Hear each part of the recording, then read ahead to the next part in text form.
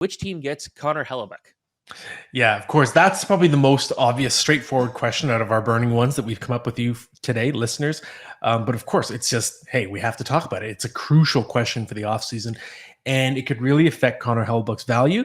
You could say right now his situation with Winnipeg, it's been pretty consistent. He's always on a team that's decent, or almost always on a team that's decent, never really dominant except for maybe one season, but also a team that doesn't really play great defense, never really has. He's a goalie that tends to thrive with a lot of work. So where he goes next, it could change his value for better or worse. He could go to a better defensive team and a team that's better in the standings that could up his win total. But not every goalie likes to have a small workload. Some goalies do better when they're getting lots of shots. And Connor Hellebuyck is someone who prides himself on being a workhorse. So if he goes to an elite team defensively and he gets a smaller workload, it actually could affect his rate stats. He might not be as sharp. So there's kind of a give and take there. And to me, it's going to be something to watch really closely.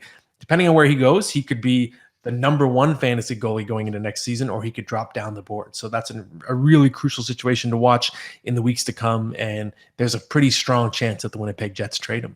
I was going to say, like, that's the huge talk that he won't be a Jet next year. Do you see a situation in which he stays? I think it depends on the asking price. And of course, he only has 1 year left. So the suitors out there, are they going to want to treat him as a 1 year rental? If they do, that's going to lower their price in terms of what they're willing to give up.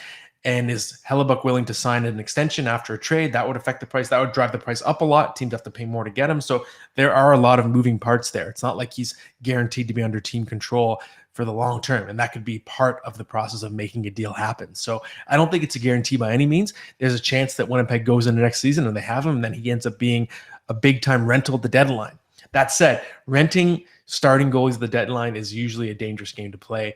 Often it can take a goalie a while to get a rhythm with his team, with his defense. I know that's what happened famously to Ryan Miller in St. Louis. There are exceptions, of course. Joonas Korpisalo was really good after the deadline, but he kind of lost it in the playoffs. Overall, though, typically you're better off having your starting goalie from the beginning of the season because you got to build that chemistry with your defense core.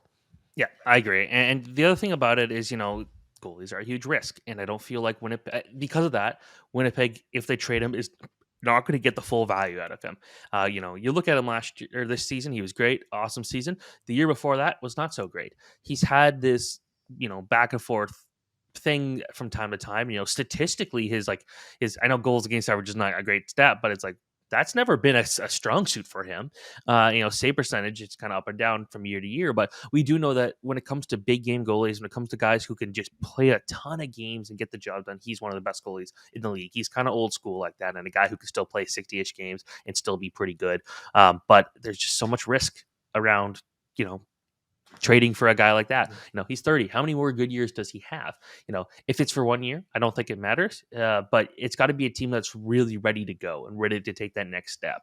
And, I almost wondered, could that be Carolina?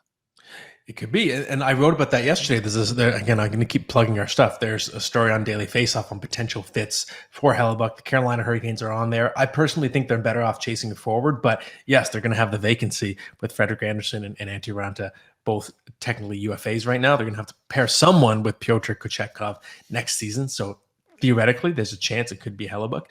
I will say, too, I think that Hellebuyck's game is very much built to age well. It's the opposite of, let's say, a Jonathan Quick, who relied on his athleticism. Yes. And I spoke to Hellebuyck this year, did a story, an interview with him, and he talked about the idea that he's, like, in his own opinion, the least flexible goalie in the league. He relies so much on smarts and positioning.